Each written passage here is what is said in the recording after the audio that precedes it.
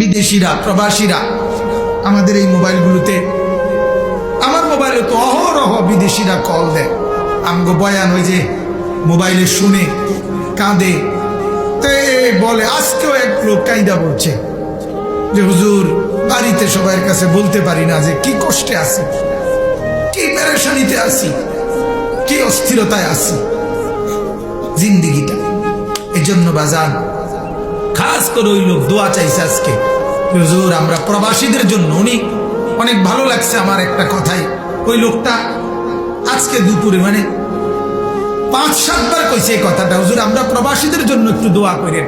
মানে নিজের জন্য বলেন, একলা বারবার বলছে, যে সবাইকে নিয়ে বলছে আমরা প্রবাসীদের জন্য একটু দোয়া করেন হুজুর, আমরা অনেক বেশি পেরেশানিতে আছি, অনেক টেনশনে আছি, বাড়িতে যাইতে আসতে পারতেছে না, আর্থিকভাবে ওইভাবে টাকা পয়সা মিলাইতে পারতেছে না, কিন্তু বউ বাচ্চার কাছে কয় না, হাসি দিয়া হয়তো থাকে, বুঝাইতে দেয় না যে নিজে কত কষ্টে আছে। আর এটা তো নিয়মও।